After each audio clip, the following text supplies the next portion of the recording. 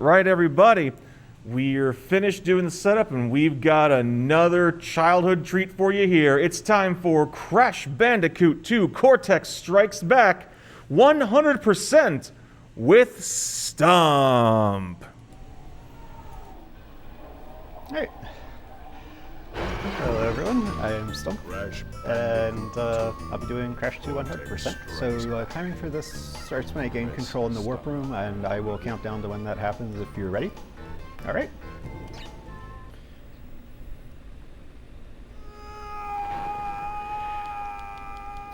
Cortex screaming from the end of Crash 1. Alright, 3, 2, 1, start.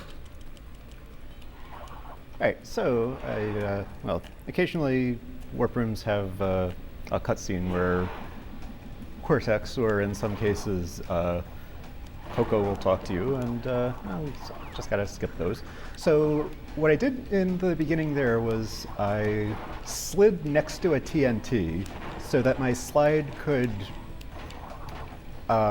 explode the TNT, but also move me far enough away from it quickly enough that the explosion wouldn't hurt me. Then I had to slide around. That ice patch is probably the one thing in this game that is that works better on the NTSC version than the PAL version, which is the version I'm using, because there are all sorts of differences, just little things that make the PAL version work a lot better for this game. Crash does jump a little higher, move a little faster, and this can really help you get to things that are just out of reach. Including getting that red gem by doing a glitch high jump. You're normally supposed to need to go into an alternate entrance unlocked through a secret exit in level 7, but we don't need that. Although we do need to go out that secret exit because secret exits do count as %. But we'll just be doing something else instead of going through that level when we get to that. So I broke all the boxes in the level 2, which is how we got that gem. So I'll have to break all the boxes in each level. There is one level that we'll have to visit twice, but only one level. And then the crystal you just get from each level to sort of mark any % completion of it, as it were. And some levels have an extra gem, like that red colored gem. So here's a special one where I'm going to be treating the boxes a little bit differently. You may have noticed on the warp portal into this that there was a blue gem, and also that I am not breaking any boxes. And that is because what you have to do to get the blue gem from this level is get to the end of it without breaking a single box.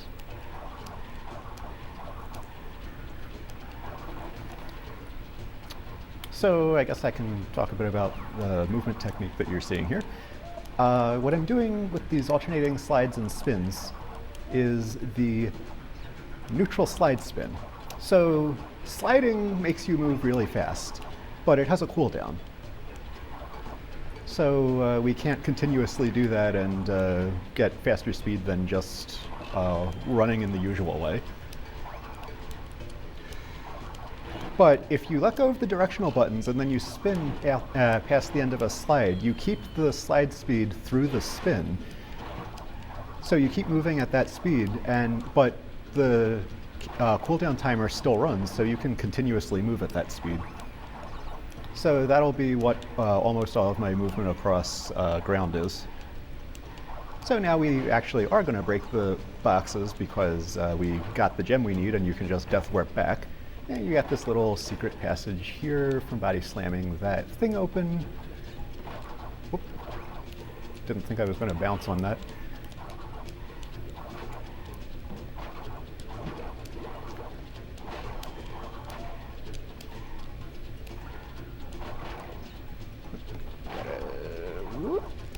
Another thing I'm doing is I'm often spinning immediately after doing a slide jump. That's called a glitch high jump and causes you to go just a little bit higher. Those upper platforms are normally unreachable if the ostrich already has its head all the way buried. But glitch high jump will get you up there anyway. And then most levels will also have a bonus area like that. There, you just go through and you got to break a few more boxes because they do count. But yeah, there's something very special we're going to do with the bonus area in a level in Warp Room 4. But other than that, there isn't really all that much to them. These pits, glitch high jump will get you out of them. Without that, you would need to defeat some enemies that spawn in the thing, and that would spawn a trampoline to get you out.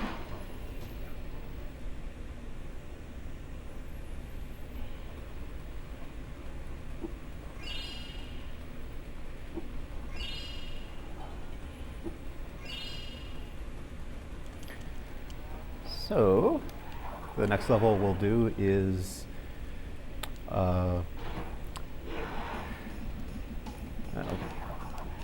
Crash Dash, or I can never remember which of the first two is called Crash Dash and which one's called Crash Crush, but you're running away from boulders and snow.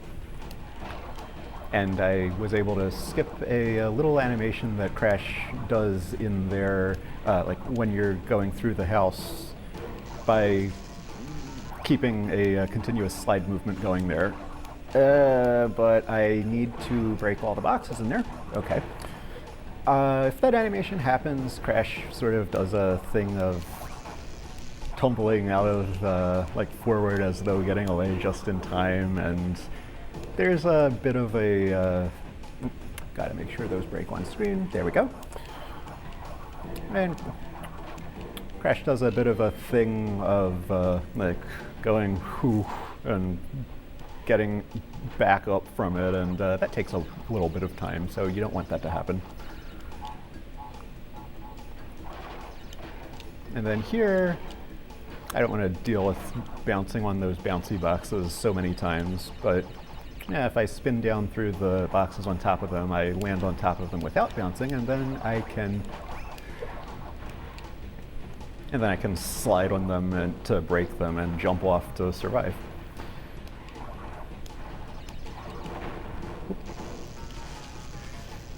And then at the end of this here, you've got these boxes past these gates.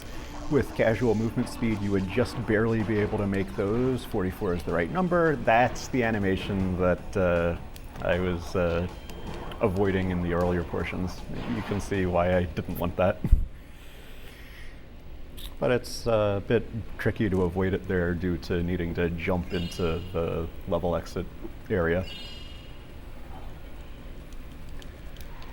So now we'll move on to Hang 8. This is a level where we go up a river. And this level also has an additional gem in it.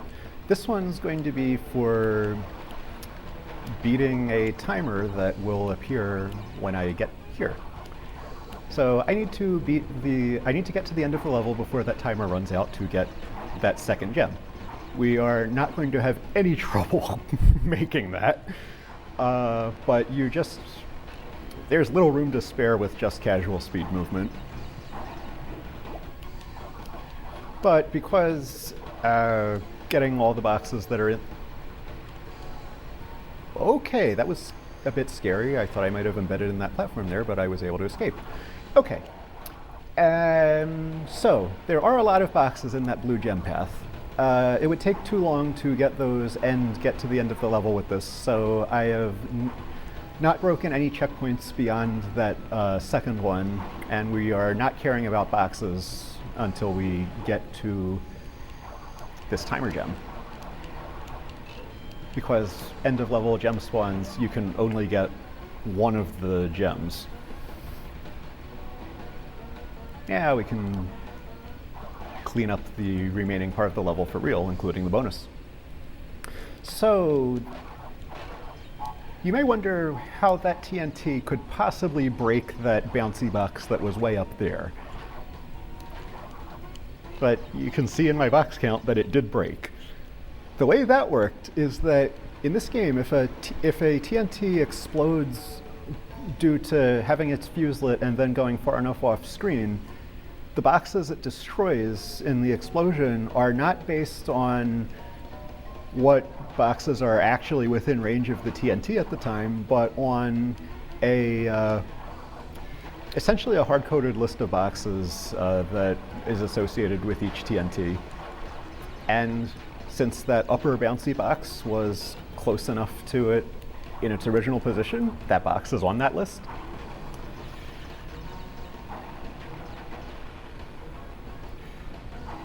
Yeah, one of the things about this is you gotta hit this little switch and then go back to get the frame boxes that were filled in. That's one of the reasons that this gem path is too slow to do and also get the timer gem.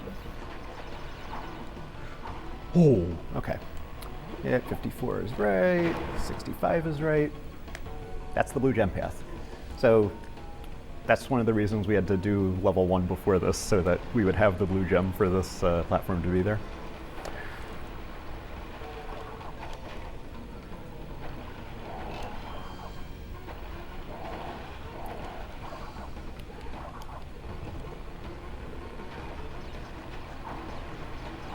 So I just gotta clear out this last river section.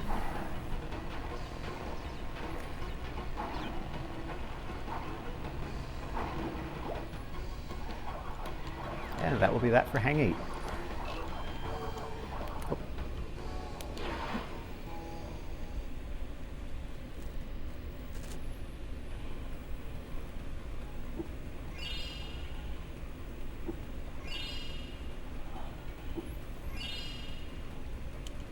The last level we'll be doing in this workroom is the pits. This sort of has a similar theme to Turtle Woods, but with a few new things. For one thing, there are these birds. Well, they actually were in the secret path of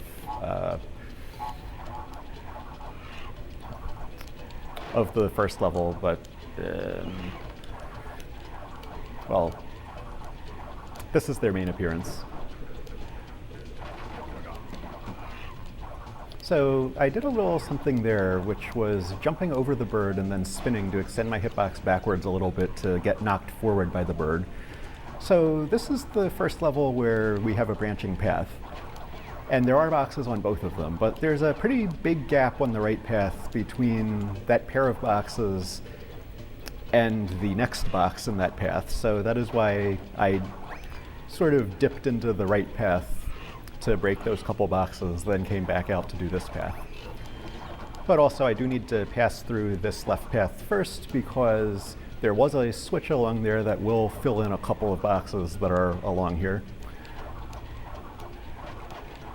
Specifically those extra life boxes.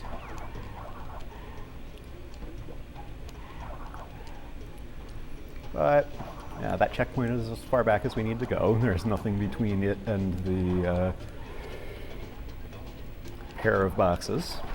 So we'll head back out of the path and onto the remaining part of the level, where we now have some of those pits reappearing from that first level. And this bonus introduces... Oh, okay, I did not bounce on that TNT.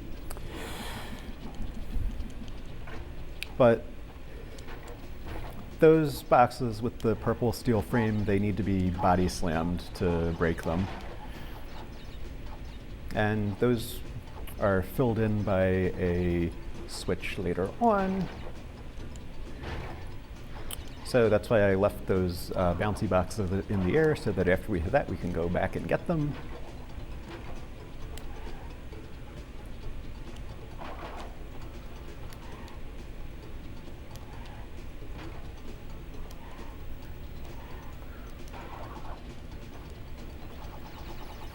Yeah, this is probably one of the longer bonuses in this first warp room. Oh. Thankfully, because it's a bonus, we don't have to redo it when we respawn before it.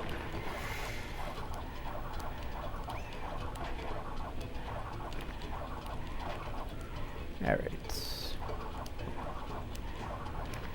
We were that close to the end of the level.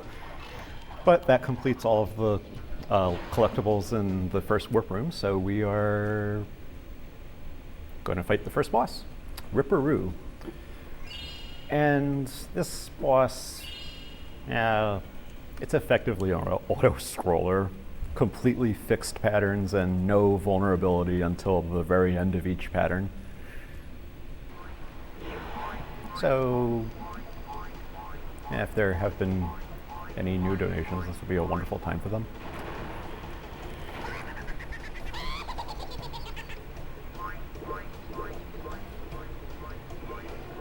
Okie dokie. Let's take a look-see. Moment things are quiet on the donation front, but I would like to remind everybody else once again we still have one poll, one donation incentive remaining. In the polls, you can still put your money toward the character bid war of Blaster Master Zero, Jason versus Shantae.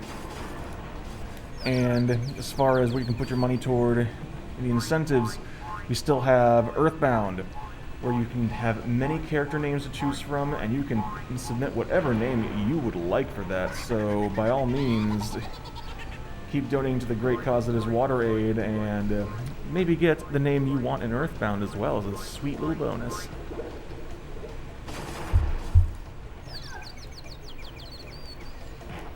Alright, got that timing. Both with the body slam and with how long that took. So that's Ripperoo. I just had to avoid the completely fixed patterns and deliver 3 hits. So here we are in the next set of 5 levels. So we'll go into Barrett first. I've seen Polar the bear outside that level. That is because we are going to be riding on him in this. So you continuously move forward, so don't miss any boxes. And other than that, this level type has actually some of the that set of boxes on that patch of ice can be really troublesome. There are 4 levels where you ride on the bear at some point in the level, and I think this one is definitely the hardest in 100%. Because of this set of boxes and because of a somewhat more infamous one at the very end. There we go.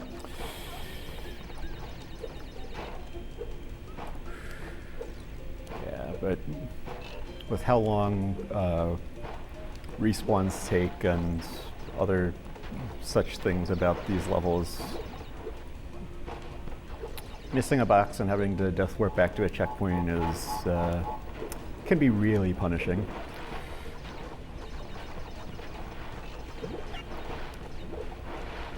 Although some of the death animations are the best in this type of level. Ideally, we won't see any of them.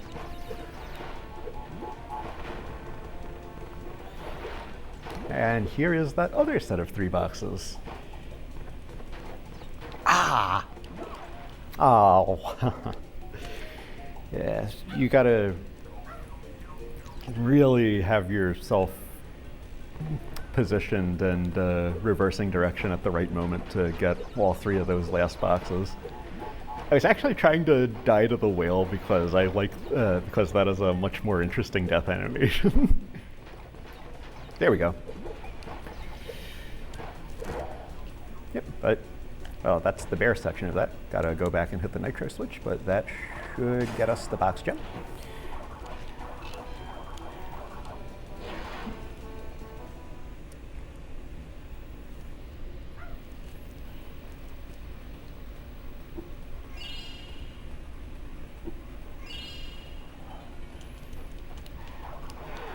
So then Crash Crush. This is another level where we run away from boulders. But there are some new things added to this.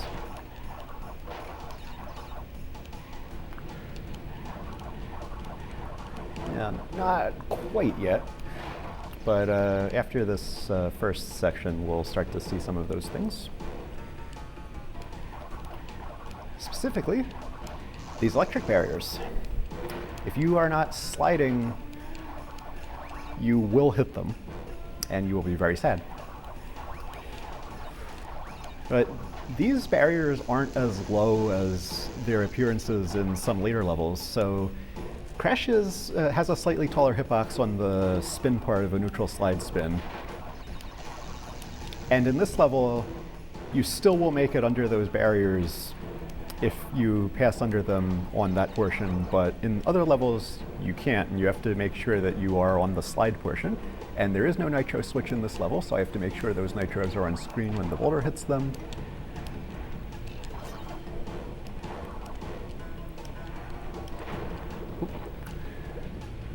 And the same goes for these nitros, but oh, and sometimes the boost pads can send you the wrong direction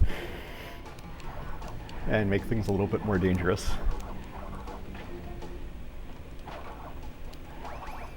That brings us to this level's bonus. Now, one of the cool things to do with large stacks of boxes that you approach from above is you can slide right down them and break all of them really fast. There are a few bonuses where you get to do that, and it always feels so nice. And I position myself that my spins would get the boxes on both sides of Crash. And this is really generous with the boost pads. Like, the boulder barely even is on screen anymore. That's because they, again, did something where you need to, where you would just barely make it with casual speed movement. And you got that body slam box that you gotta take the time to body slam on.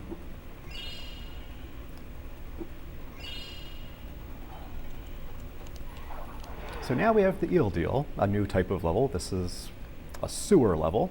And this level is also where the green gem is. So the special thing you have to do to get the green gem is, well, we'll get to that very soon. You can see these pools of water, those, ooh. Okay, good thing I had a mask. Yeah, there's an eel in most of them that electrifies them on a cycle. And this room seems full of nitros and thus useless, but it turns out that that door back there is not solid. If I had two masks, I would have just taken damage off of one of the nitros there, because I do need to death warp back from the green gem, because except with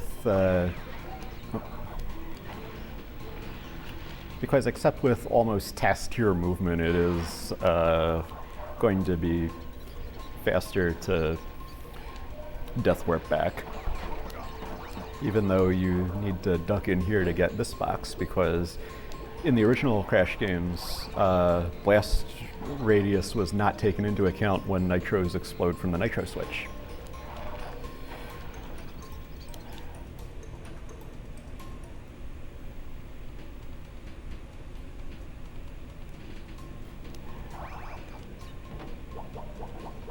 So here's another place where we can slide down a nice big pile of boxes. My slide didn't quite make it onto that platform, but there isn't much to this bonus. And we have another branching path. The left path is just a short little stub that has the crystal and a few boxes, and is the first place where we see one of the other little things that makes PAL better for this. Crash's slightly larger body slam hitbox allows body slamming 4 side-by-side stacks of crates in one body slam. In NTSC, you can only do 3. And there are a good number of stacks of boxes throughout this game that are 4 wide and contain body slam boxes. So it's nice to be able to do them in fewer body slams.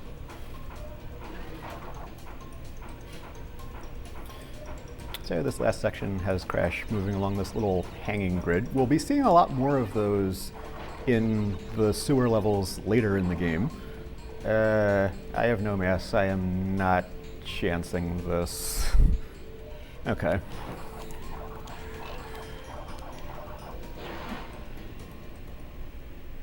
Yeah. So there's actually a special routing consideration in the fourth warp room that relates to just how many of those things are in the sewer level that exists in that warp room. But we'll get to that. So this brings us to Snowbiz, a snow level, sort of like Snow Go. There's, you know, also similarly some new stuff to it. Not stuff that we'll see until the side-scrolling section, but still there. And there's also a red gem path that you know, also has some interesting stuff on it. So those porcupines, if you just move towards them at ordinary running speed, they will have their spikes fully extended and thus hurt you no matter how you touch them when you get there. But with the extra speed from the neutral slide spin, you can get to them before the spikes fully extend, and thus they remain vulnerable. And somehow that didn't hurt me.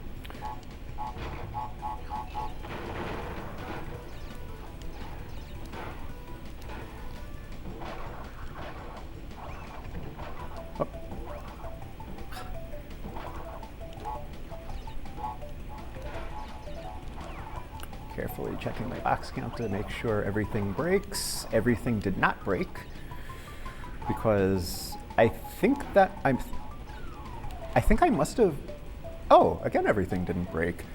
I must have put that TNT off screen. That TNT must have exploded just before it went off screen, so it didn't do the it didn't fall back to the list of boxes to explode, but still had the effect of the explosion nullified from the explosion going off screen. I've never had that happen twice in a row to me, though. So these crushers are on a stricter timer in this gem path than they are in main parts of the level. So you do have to slide under them to have them not drop onto you and crush you.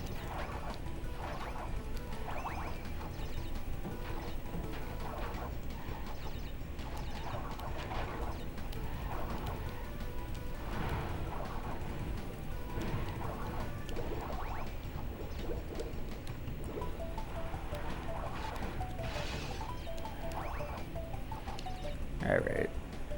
Yeah, that means I came here without a mask, so just gonna play that safe.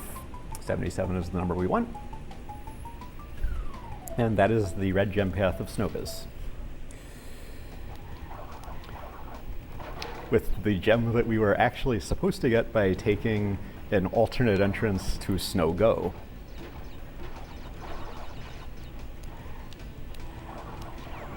And that checkpoint means we safely do not need to worry about ever needing to do that gem path again. I didn't fully get up from that crouch before I hit it again, so I just crouched instead of slid. That's what I was going for.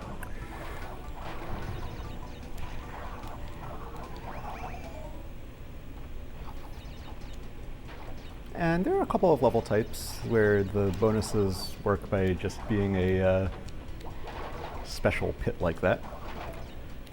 And here we'll take advantage again of sliding away from a TNT to instantaneously explode it but not get hurt by it.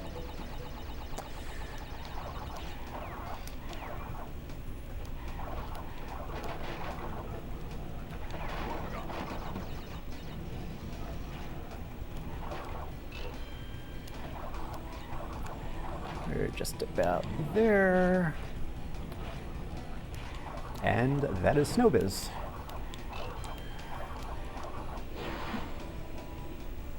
So the next level, Air Crash, is one. This Air Crash is the level that we have to visit twice. The reason for that is it has both a secret exit and a secret entrance. The secret entrance is not accessible from the main part of the level, but it does have boxes in it. So you can't get the box gem without the secret entrance, and the entrance, well, the secret exit that leads to that secret entrance is in a later warp room. There is also a death route in this level. I don't believe we've seen one of, I think this is the first level we go into that has one. But those are, now we will not get that checkpoint because of what we're going to be doing to handle the death route gem. I am not getting, there's a specific reason I didn't get a third mask there. Even though I would lose the invincibility associated with that when I hit the platform, I would still have some of the flashing effect and slightly different physics that really interferes a lot with the speed movement techniques. It has really weird effects on what movement goes at what speed.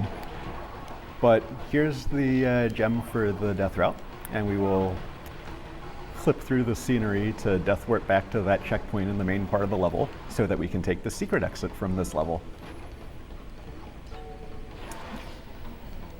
So this secret exit goes to Snow Go, which is the intended way to get to the red gem. We, of course, already got the red gem by doing a glitch high jump on our first time through Snow Go, so we will just enter and exit the level to get us back to not the secret warp room.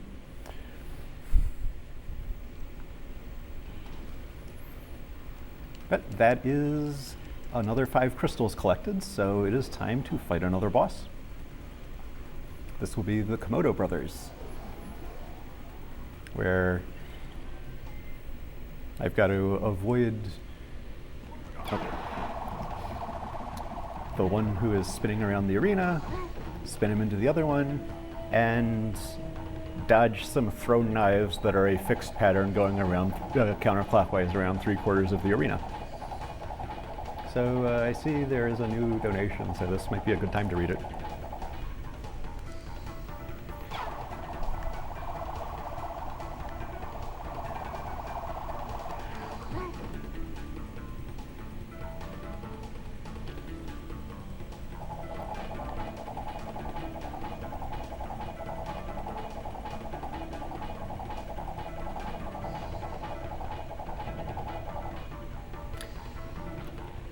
So for this last phase, well, there are also knives being thrown at me. Okay, the knife throwing stopped. That indicates that the spinning brother went into a mode of being ready to stop and let me spin him. Movement manipulates the bounces to get the other brother into that mode before the third knife is thrown. But that brings us to the third warp room, and a new type of level, Road to Ruin. The Ruin levels are mostly bottomless pits with small platforms. This level has a secret entrance, which we are now backtracking into,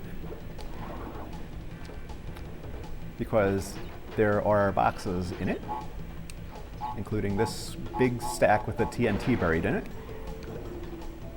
And I will make sure that, okay, good thing I had a mask. So doing that skipped the need to finish this level from the secret entrance, which again is later in a later warp room.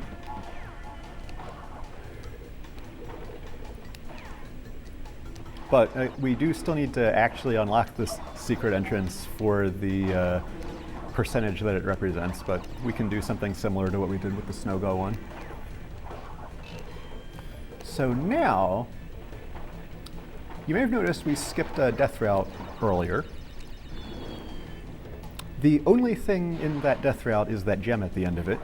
And with a glitch high jump off of a slide that I sometimes have some trouble with, we can just get right over to that gem and not have to deal with the death route. One of the things I'm doing on those jumps is also doing zigzag inputs, because diagonal movement goes ever so slightly faster in the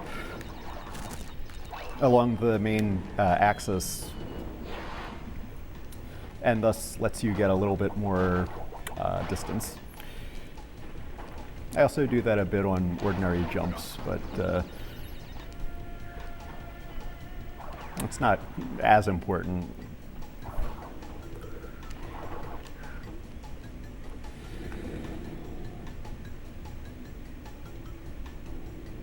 So this bonus, there's a similar jump to skip a chain of 4 switches that spawn boxes in frames, with a with a good enough jump. Oh, you can get the distance you need.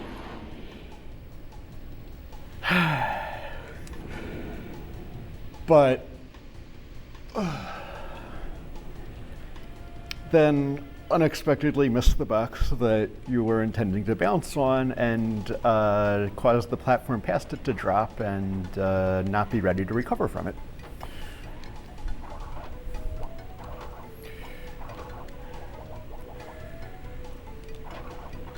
There we go. And once you get past that, there's just a few stacked up boxes.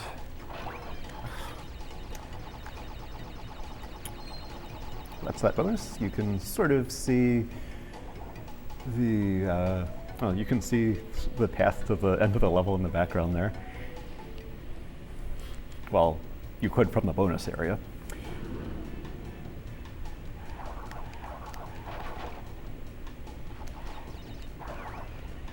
So these TNTs and this switch, which explodes only those 4 nitros that were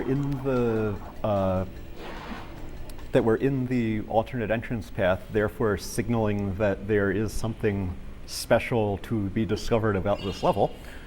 Well, gets me the box gem early.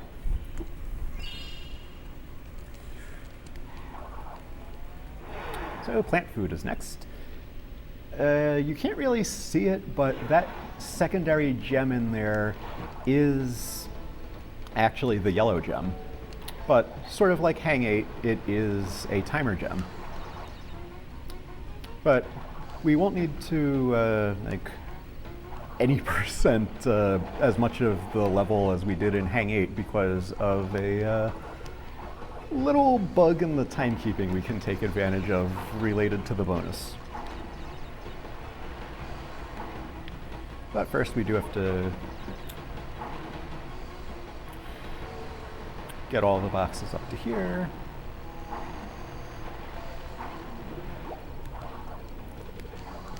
And past here. Oh, I was trying to slide past it. Yeah, so, okay, that did explode. So what we're going to do is we're going to go into the bonus and we're going to death warp. So it's not showing on the screen, but that actually reset the timer for the timer gem to what it is at when you originally enter the level. So that means we can take the time to do the bonus and still get the timer gem.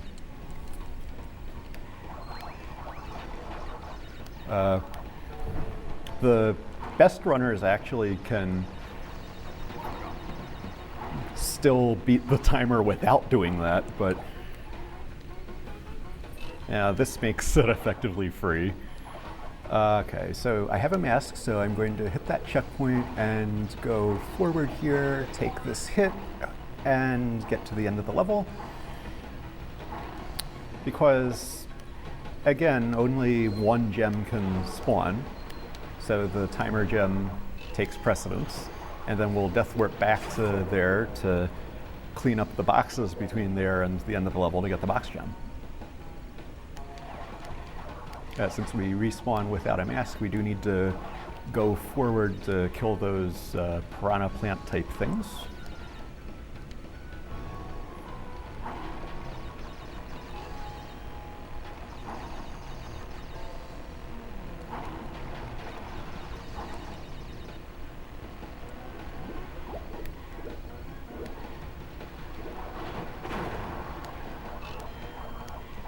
So there we are with that.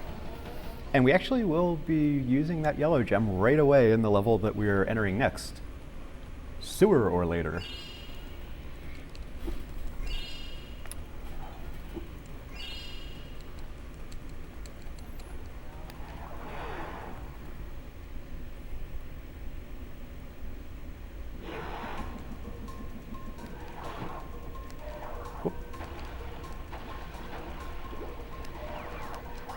So we have a new enemy type here.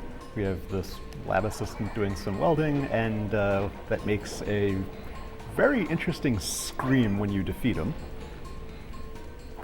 Although we'll be hearing that scream a lot better in a couple of levels in Warp Room 5. It is quite a scream. But there's that yellow gem path that caused us to need to do plant food first. This one isn't on a cycle, but is continuously electrified, so I gotta fight across on the platforms. And you don't usually end up slipping between the trampoline ones like I did there, and we do... taking that hit there made it easy to hit the gem, which is the only thing in here, and death warp back to the main part of the level so that we can get the boxes.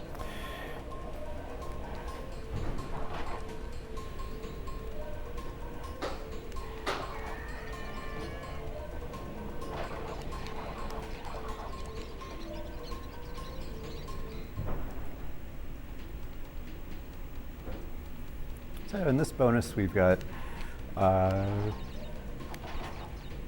bit of a sequence of outline boxes on top of nitros that can hop at unfriendly times. But I was able to save that. So nitros randomly hop up in the air a little bit, and that launches any boxes on top of them up in the up a little bit into the air as well. I actually need to take a hit from this fan because I did not want to gain third mass form there. I very rarely actually get past that first fan without taking a hit, so that's why I ended up with a with an extra box there, extra mask there, I mean. But we will, because of that, be able to use these masks to, well, I'm not going to be able to skip all of the ones that I wanted to now, but I use that to not have to wait on the blowtorch enemy there. Since I took that extra hit, did use our last mask there, so I do need to wait on this one.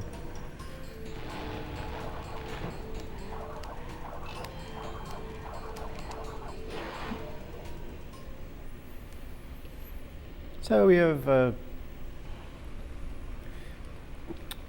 part that I like to think of as 3 bear levels in a row, although one of them isn't completely a bear level, only the ending part of it is.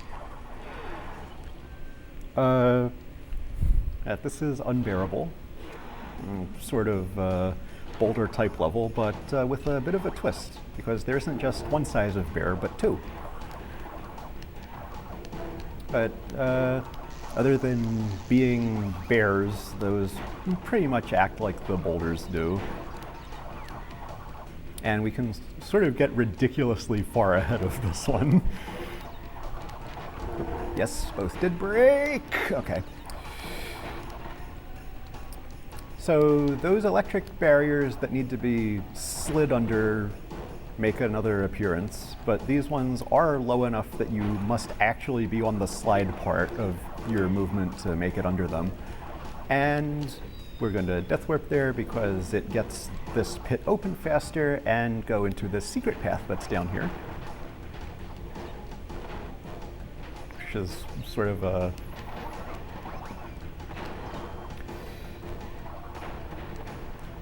little side-scrolling thing that ones with this sort of theme appear pretty much twice, but the second one we barely see any of for interesting reasons. We got 2 extra life boxes just off screen there, and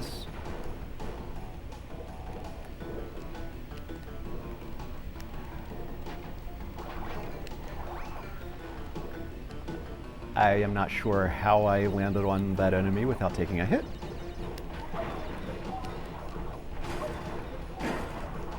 But that is that secret little side path there.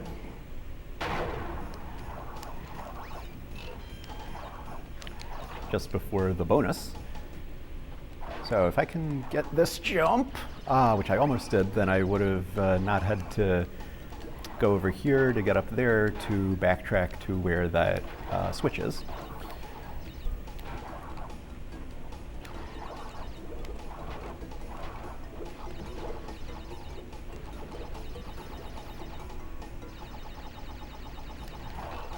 There is a nitro switch due to there being nitros in the side path, so that's why I didn't have to worry about the bears breaking nitros off screen, or not breaking nitros to be more specific. But after this one, this is where we get to where I was saying how this is sort of a bear level in another sense. Big bear meets little bear. Oh. And if you hit the edges of those electrified gates, you actually knock them down without taking damage. But you may notice that there's that little thing there that might allow me to jump back to where the little chase happened. And there's Polar waiting for us. That is a secret exit to this level. And this unlocks one of the 2 secret levels, Totally Bare. These only have a gem in them, but the gem is 1% and the portal to it is another %, so we gotta do it. But we got another bear level, this time in the dark. And this one has some spots where you need to do a charge jump to get the distance and height to break a string of boxes in the air over certain long pits. Well, not pits, but pools of icy water.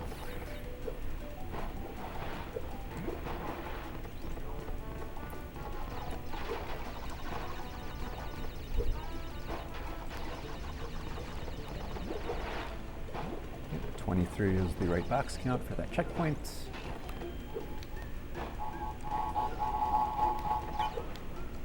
Yeah.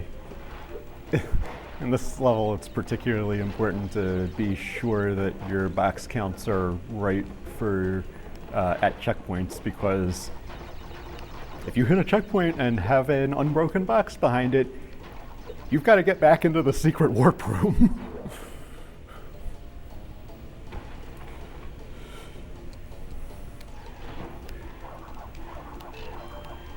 But this will do that for this. And since that was one of the secret levels, we come back from the portal that contained the entrance to it. And then we have the last bear level, Bear Down.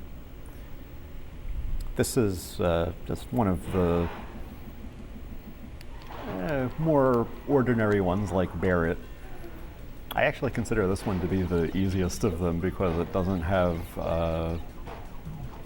box arrangements anywhere near as troublesome as the ones in Bear It. I'm probably going to end up dying somewhere because I called this level the easiest of the bear levels. We'll see. Yeah, but yeah, this would be a good time for the new donation that came in.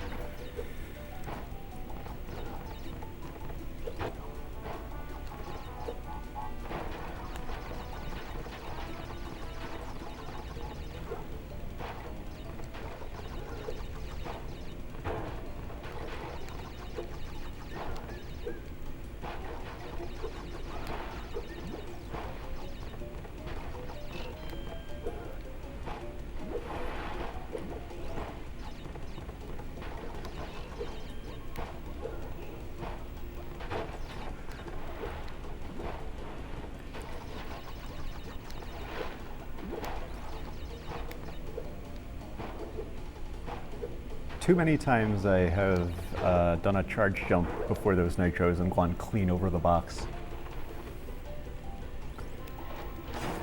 Also, you may have noticed some platforms in the water back here.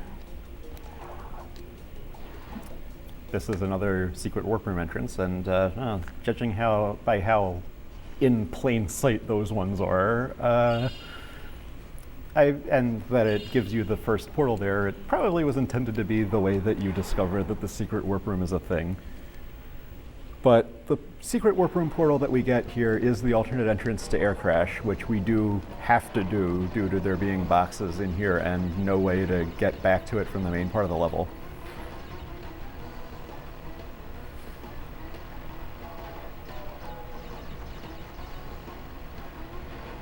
Got lots of nitros and non-nitros close to them. 1346, those are the numbers we want to see. And now we do the main part of the level.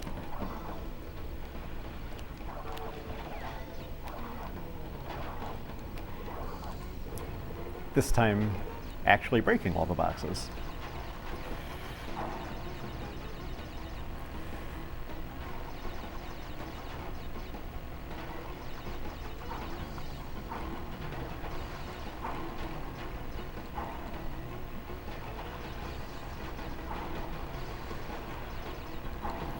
We don't have to deal with the nitros funneling us into that.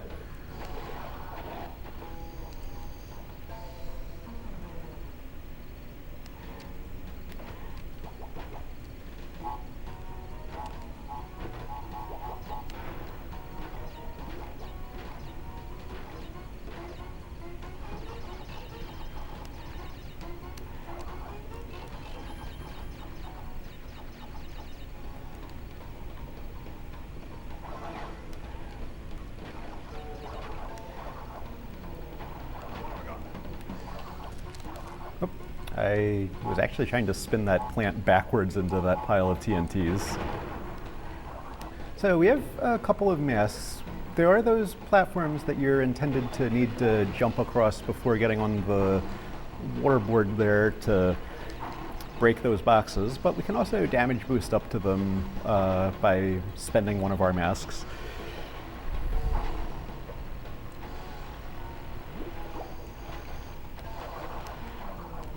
And that is Air Crash.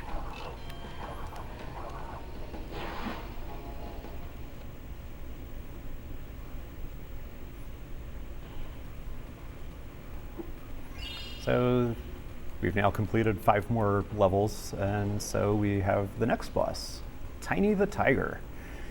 This is probably the main place where there is RNG in this game. So Tiny will jump towards me. Eventually 3 platforms will fall. And hopefully Tiny will go over one of them. And then when that happens, enough platforms drop to leave 3. And then, oh, that's a friendly pattern. Then repeat with 2 platforms dropping and 2 platforms remaining. I don't think I've ever gotten a phase 2 that was that bad.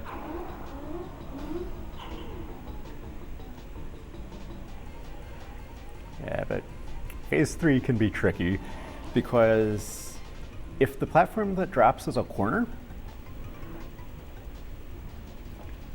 Oh, what happened on phase 2 must have thrown off the timing.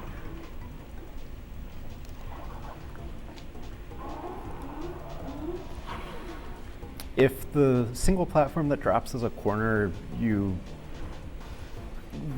it's exceedingly difficult to get Tiny to jump there if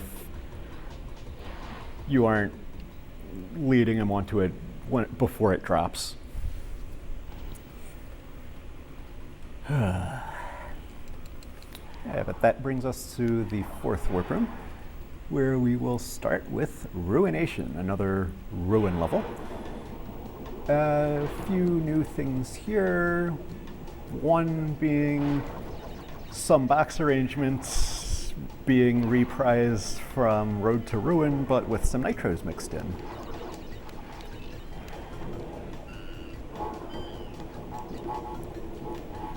That should bring us to 10, yes. That fills in nitros. Those nitros do count as... okay. I really did not want to do the gem path in YOLO mode, but I thought I wasn't... It didn't feel like I had made it on the jump back, but I did. Another thing is that we will be death warping back from this after we get the gem path gem. But you're supposed to use the green gem platform there to get over to this, but it moves really, really slowly, and you can make the jump by doing a slide jump with glitch high and zigzagging, so who needs the platform?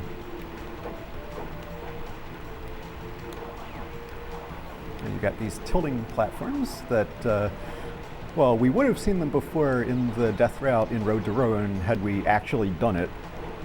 But because we didn't, this is the first place that we see those tilting platforms. There's the gem, that's the only thing in that path. And now we can get all the boxes in the main part of the level. Or the more than half of those boxes that are in the bonus of this. Including 4 stacks next to each other of boxes that include body slam boxes, where we can take full advantage of the slightly larger body slam hitbox on PAL. I have never had that happen before. So what I was trying to do there was jump up, spin, and to break that first box, and then body slam down for my jump.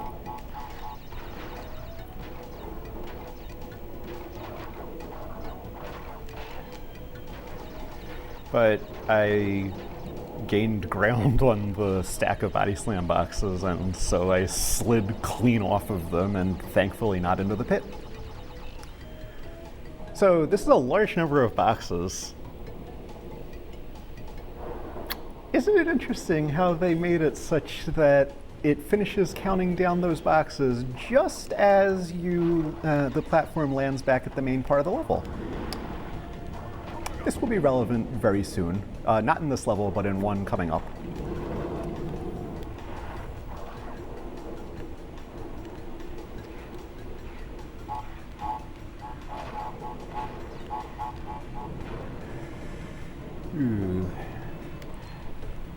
So these rotating and tilting platforms are probably the hardest set to deal with, but there we are. Crystal, so we did not snipe the nitro switch, but now that we can just jump on it. Ooh. Alright, I specifically want to take 2 masks out of this level, which is why I was being unusually careful there, since my jumping ended up being a bit different than it usually is. And the reason we want to bring 2 masks out of here is for the one place in the game where we actually do want to get third mask form. and that is in Hanging Out, another sewer level.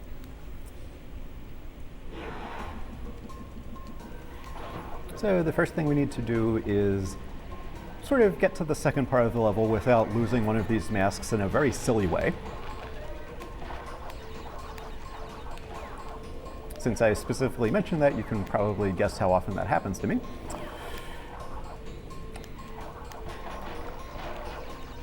All right, we have that. We have that. So we have these hanging grids appearing again, and Crash moving so slowly over them. I do not feel good squeezing through that. We will instead go there, and we will get third mask form. I will watch my box count to make sure that this entire stack actually does break, which it did.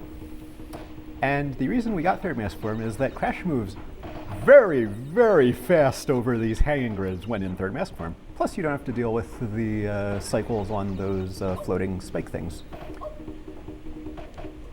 But we did not neutral slide spin for the rest of the movement there because it is actually slower to do that than to walk in third mask form. The fastest form of movement across ground in third mask form is, amazingly enough, crawling. But there, in that area, there are few enough places to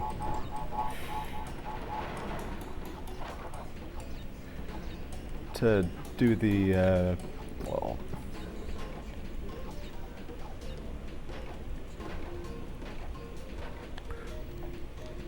Yeah, there weren't long enough just flat areas to walk in for crawling to be worth the starting and ending animations for it. So I'm gonna just damage abuse through those nitros, and the explosion hit the nitro switch. I should have shed another mask back there, so I am gonna have to take 2 hits from this. And that is because there is another secret exit here. And I'm going to death warp back to this checkpoint to get to the entrance to that. So when you're on one of these hanging grids, you can press the R1 button or the circle button to have Crash pull his legs up. This path to the secret exit in this level is pretty much the only place where that ever comes into play, including in Crash 3, in which they still kept that move there.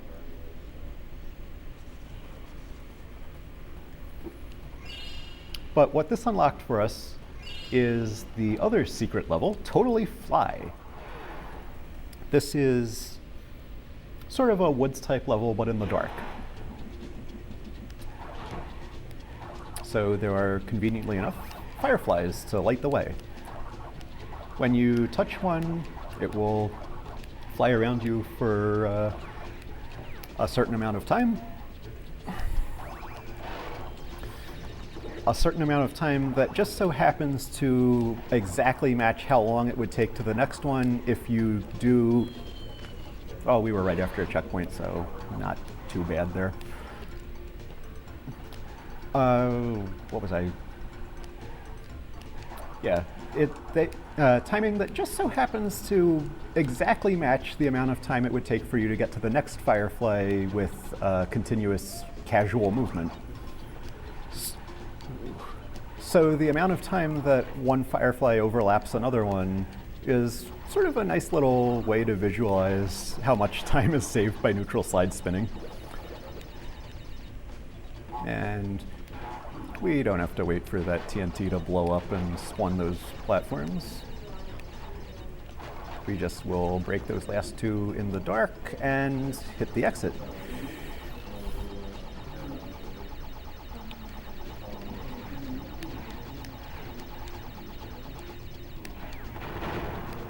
So then we reach the slightly annoying part of this level, where there are 6 body slam boxes, 2, 3, 4, 5, Oh, I must have gotten the double hit on one of them. I wasn't even trying to do that. But two of the body slam boxes are close enough that with the expanded PAL hitbox, you can hit both in one body slam.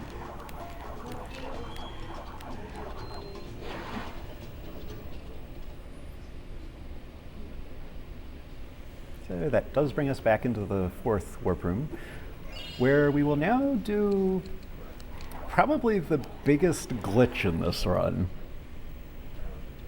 So here we are in Cold Hard Crash. Probably the longest level in this, the level with the most boxes in this, and a level that has a death route that has a switch at the end that needs to be hit to then spawn some boxes earlier in the death route that you need to backtrack to hit, and the death route would skip boxes that are a section of the main part of the level with a large number of boxes. So pretty annoying to have to do to get all those boxes, right? So there's a reason I didn't get that checkpoint. And a reason that I didn't go into this bonus. So what we need to do is we need to reach the death route. We need to go into it. We need to break those boxes, being very, very careful not to break the checkpoint. We'll break that nitro and we'll come back. So, yeah, we had that bonus. We probably ought to go do that.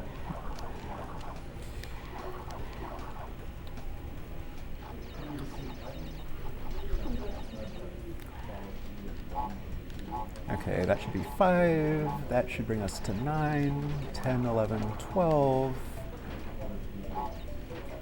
That should bring us to 24. Okay, it did bring us to 24.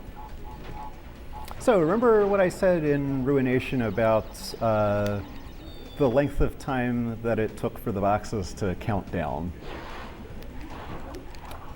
We just duplicated every box that we have broken so far in the level except the ones in the bonus. So the box gem doesn't actually check whether you have broken all the boxes, but whether your box count equals what it would be if you had broken all the boxes. So we can get the box count up to where it needs to be some other way, like by doing that. So that duplicated enough boxes that we can just do the death route and get the gem that's at the end of it without having to worry about the main part of the level.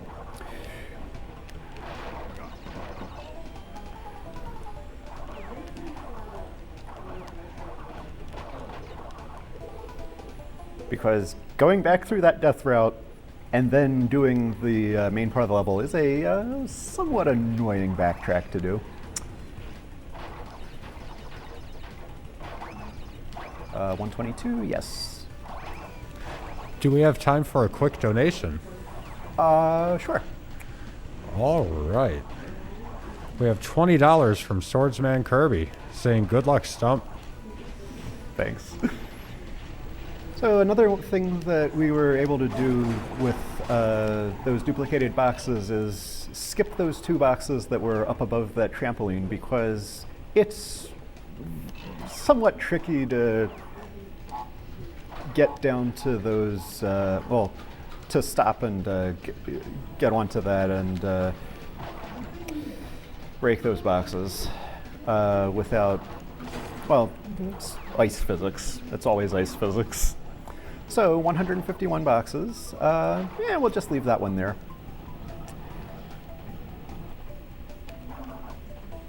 And look at that, we broke all the boxes. So we had to get the box count to exactly 155. If we went farther than that, like if I had broken that last box, it would have said, it wouldn't have given me the gem. It would have said 156 out of 155.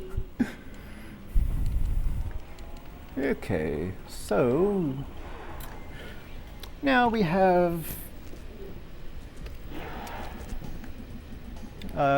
Sort of new type of level. This one's called Diggin' It. It's got some new types of enemies. Piranha plants spitting some sort of explosive fruit. Spinning will protect you from a lot of sources of damage, including the explosions from the exploding fruit. 13 is the correct number there. I should have taken a hit so that I don't get third mask form. We'll do third mask form. I'd rather do this than only have one mask. Oh, well, this would be a good chance to show just how fast crawling in third mask form is.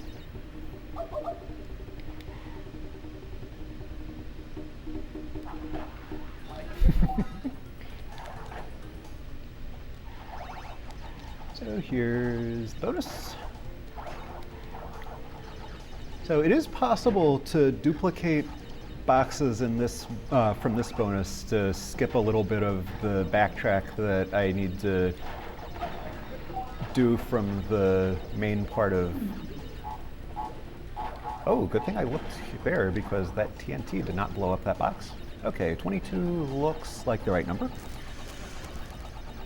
Yeah, so to do a dupe there, you would need to die in a pit. It's tight to do that in time, and there would also be RNG involved, because whether or not that second animation of Crash's shoes bouncing out the pit happens is random. And if that happens when you go into a pit to try and do the box dupe there, it takes long enough that you don't get the dupe. And we have our other new thing in this level. Bees. So each beehive has a sort of a zone up to some upcoming pit where if you are in that zone between the beehive and the pit, a bee will come out of the hive and come after you.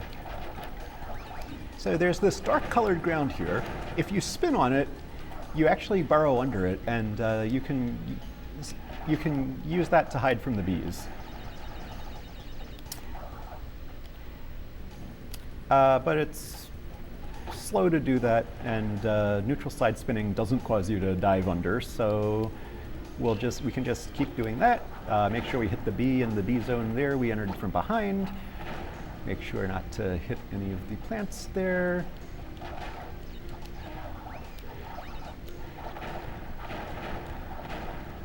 My box count feels lower than it normally is. I want to assume that it's because I actually managed to not explode the nitros at the beginning of the death route, and hope for the best. So that's the last checkpoint in this level. Okay, good. I was able to get out of that.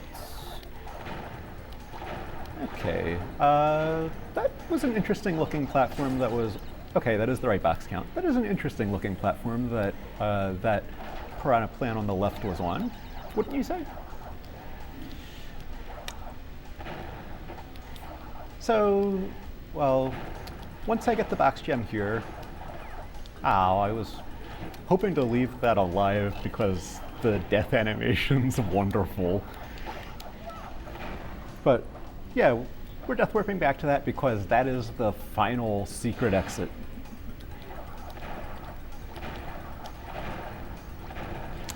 This gets us the secret entrance to Road to Ruin, which we don't need because you can backtrack into that to get the box gem. So instead of going into that one, I'm going to go, well, once Crash stops celebrating the items that were brought back from that level, actually go into Totally Fly and then exit that level so that I respawn directly in the fourth warp room instead of in the third.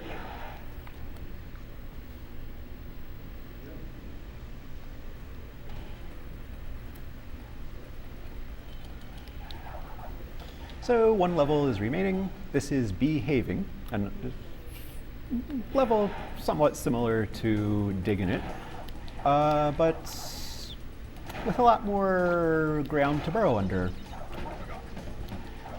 And a lot more beehives. Well, or groups of them, as the case may be. And a lot more speed on the part of the bees. With casual movement, you are not outrunning the bees except on the very shortest bee zones. Oop. Okay, we'll just deal with having gone underground there because boxes auto brake when you... I was trying to spin before I hit the ground so that, I need to make sure that the spin from getting up there doesn't hit the nitro, although I did have a mask so that wouldn't have been too bad. But yes, casual movement will not outrun the bees except on the very shortest bee zones, so you need to burrow underground. Oh, that's an interesting looking staircase, and those nitros don't seem to be hopping for some reason.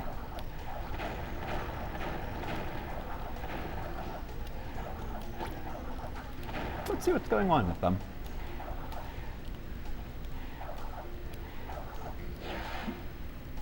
So this takes us to a side path that has the purple gem on it. The purple gem is ridiculously early in that path. That was probably like less than a quarter of the way through the path, but there are no boxes on it. It spawns you earlier in the level than the nitro staircase is. There is no point whatsoever in actually continuing down that path after getting the purple gem.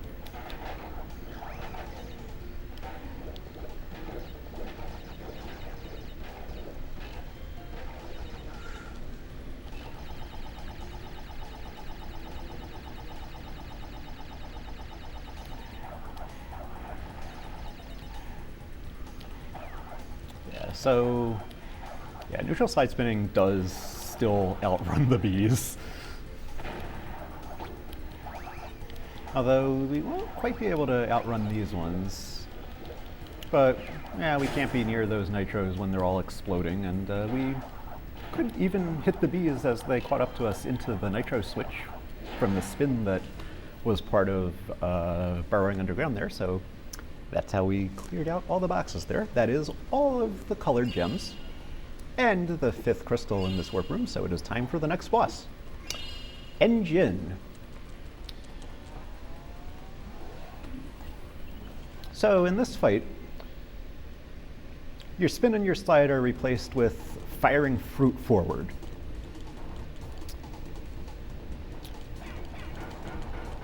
I need to 4 and 5. Okay, the right one still needs 4 hits. I needed to very carefully count the hits I was delivering to the hands so that I didn't kill one without immediately also killing the other, because if you do that, and if that happens, or if the same thing happens to the... Okay, 1 and 2. If you destroy one, okay, 2 more hits should be needed on the left. Okay, both are 1 hit away. It's better that I didn't get the kill on the second one, because the pattern you get when you destroy one but not the other can be a bit annoying. I wasn't ready for that because...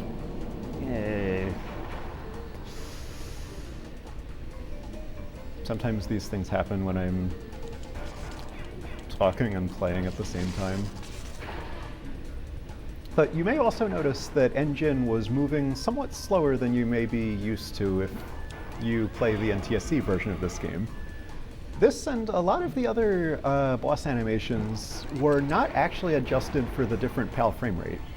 So the bosses, many of them do move a bit slower, but in the case of Engine, that actually gives you more opportunity to deliver the hits you need.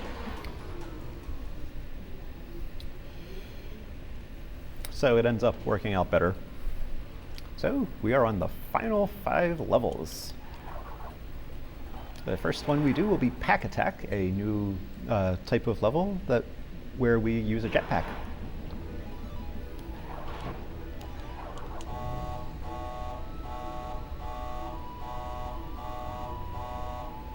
There are ways to skip the jetpack in these, but they run the risk of crashing the game in the event of certain missteps when you are in the main part of the level without the jetpack.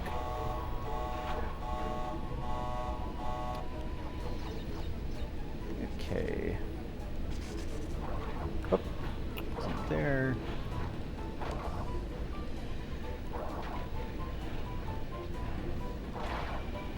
Also, some boxes can be tucked behind scenery in ways that make them a bit difficult to see if you don't remember that they're there. And so I did a special thing there where I delivered the first hit to that type of enemy and then just gunned it forward. Ah. Come on, get off the wall. There we go. It looks like the right box count. So you can hit and just go through. It turns out the plasma field at the end doesn't actually hurt you, but that is a PAL exclusive trick.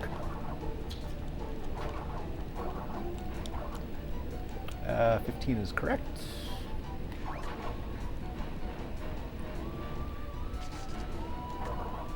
So, PAL for the win again. There's that crystal.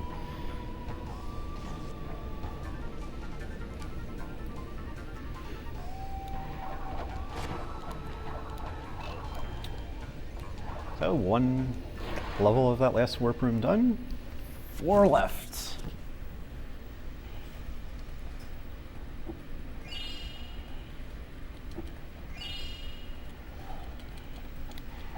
So this is spaced out. This and level 21, Piston It Away, are another type of level that we hadn't seen yet in this. And these have pistons that go up and down on a cycle. You can 3D jump around them. And a very special gem path to the secondary gem in this. You may notice I needed the blue gem to get into this, but you actually need all of them. There will be requirements for the other 4 colored gems to get to the remaining parts of this gem path. So those are shrink rays. Spinning does protect you from them.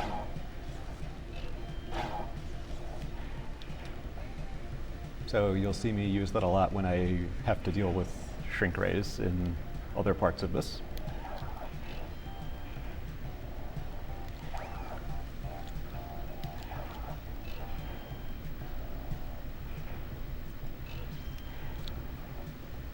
So there was that. And in this one, we have lab assistants trying to push me backwards with shields. I have to in turn push them back into the pit and enjoy the absolutely wonderful screams that they make as they descend into the pit. And that purple gem gets us to the end of the gem path, where we can death warp back to the main part of the level and do the usual crystal and box gem.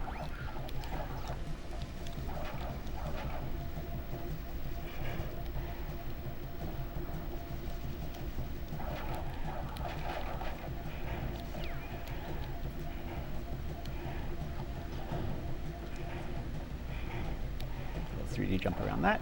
So now we get to this little area behind glass.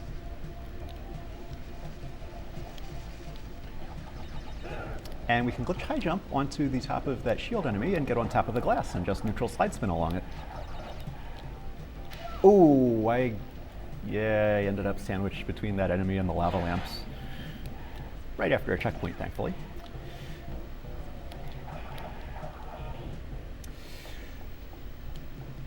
So there are also those pistons in the bonuses in this level type.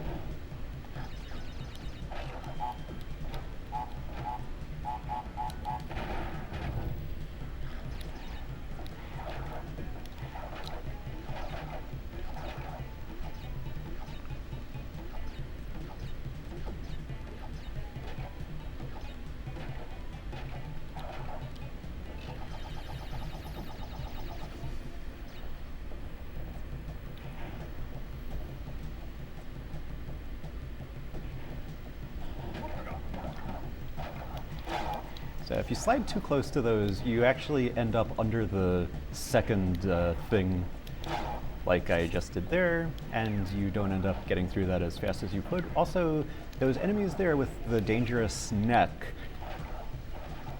the intent is that the only way that you can kill them is by sliding into them. It turns out, though, that it is happy to let you slide into them from above.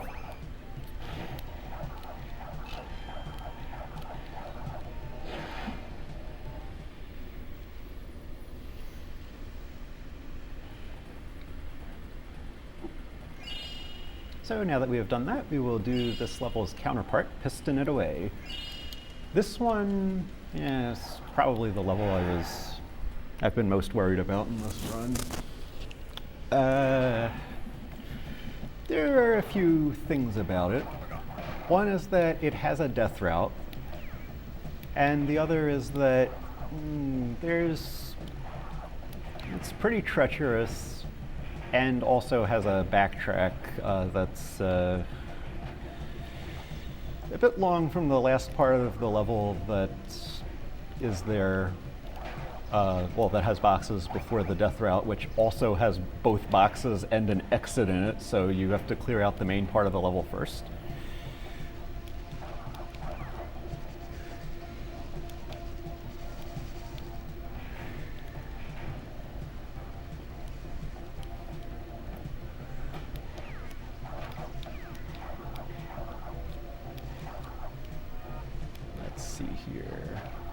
Oh, I need to actually take a hit. I don't normally have two masks here. I wasn't intending to take my hit off of that, but that'll do. Don't forget to go all the way right for the crystal there. There is a mask box that would have given me third mask form, which I would not want if I had not taken that hit. There was that death route platform we just passed. Yeah, having two masks for this is good, assuming I can survive the bonus.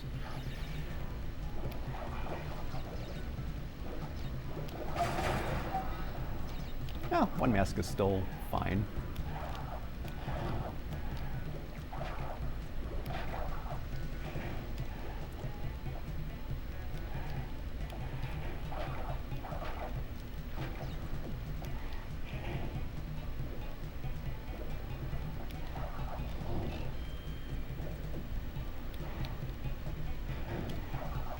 So a death in the bonus actually wouldn't despawn the death route platform, but I really want to keep the mask. I also need to remember that my box counts are going to be 4 more than they should be since I hit those nitros. Yeah. Successfully backtracking past that series of 4 pads, 4 shrink ray pads. Definitely one of the main annoyances that I had with doing this casually, but well, now I know that spinning actually will protect you from the shrink rays. Oh, I did not turn around when I should have. Okay, good thing we had a mask.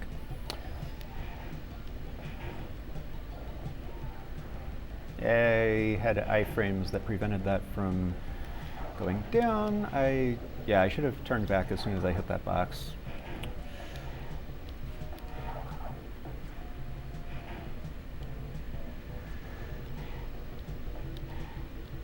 So all I have to do is get back to the death route platform without dying.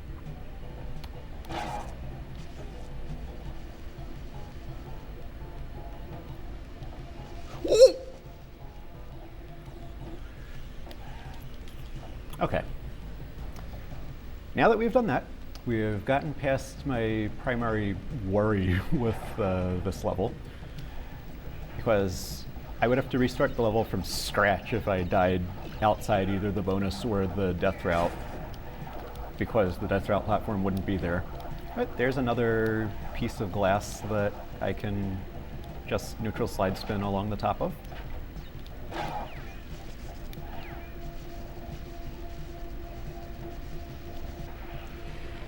Just too early on that jump.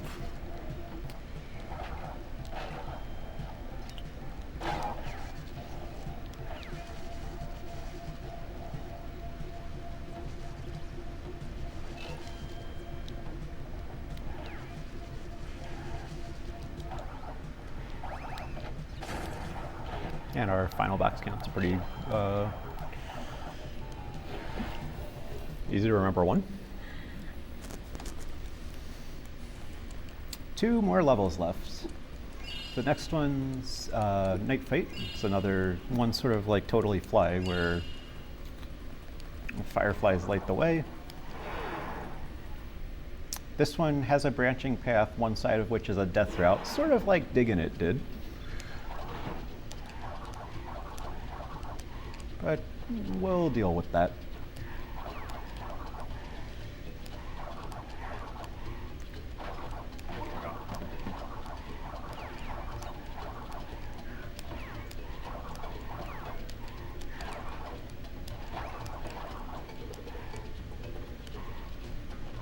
So first I'll go into the death route to go forward enough in it to get the gem.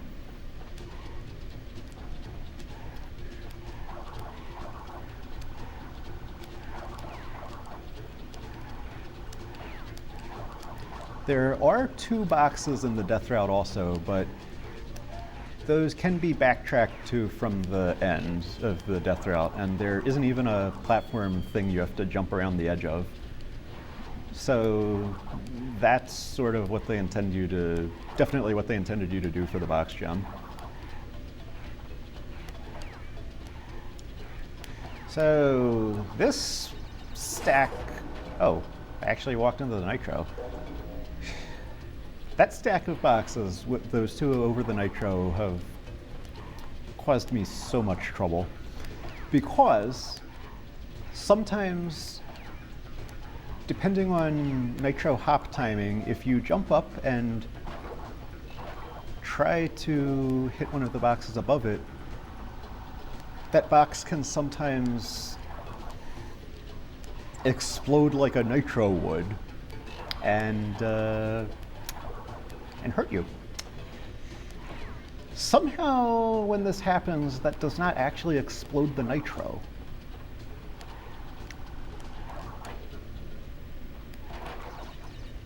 And this bonus works sort of like the one in Totally Fly did, except instead of the fireflies being on a fixed speed path, they follow you for a bit after you hit them, just like they do in the main part of the level.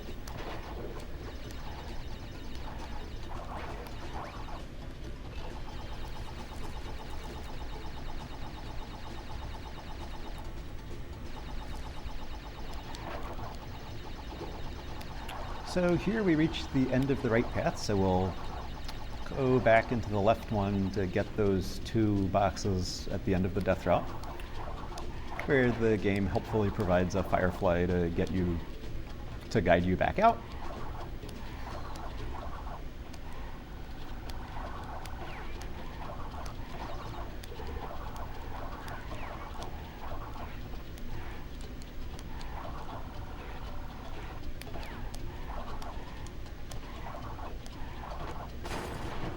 There's the box gem, and that is the end of standard platforming levels in this game. Because the remaining level we have to do for that final crystal is a jetpack level, and so is the Cortex fight.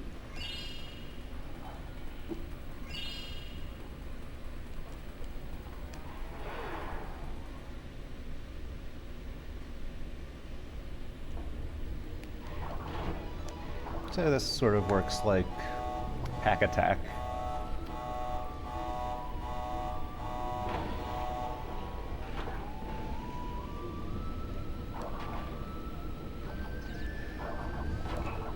Let's see what we have here.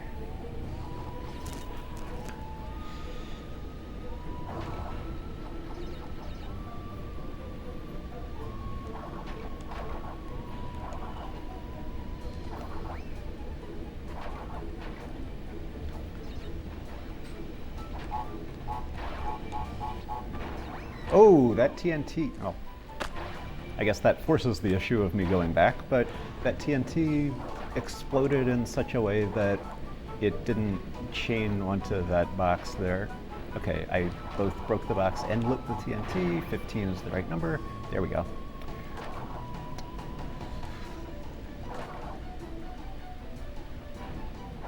PAL specific skips for the win.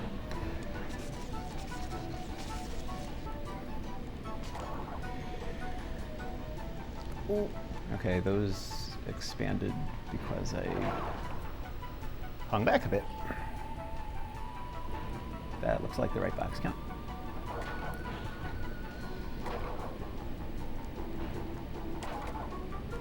I wasn't trying to hit the enemy in that first one there because I needed to hit those boxes, so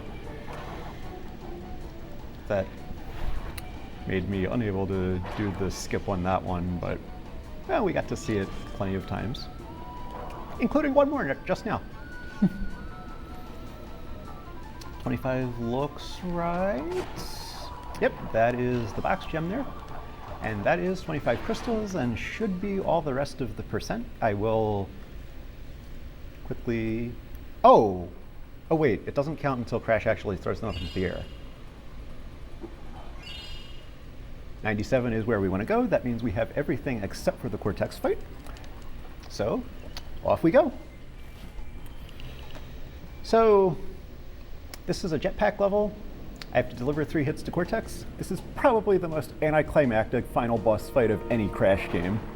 There's 1 hit, 2 more hits, and Cortex is dead. Delivering the 3rd hit will be timed, so be ready. There's the 2nd hit. Ready, and... time.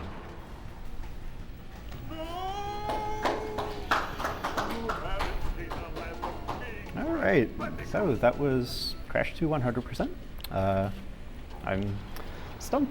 Thanks very much to Buckeye Speed Bash for having me do this and doing Spyro 1 120%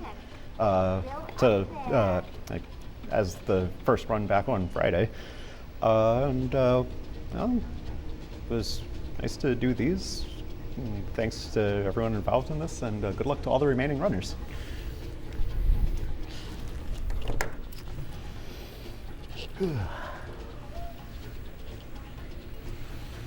Thank you so much, Stump, for that run.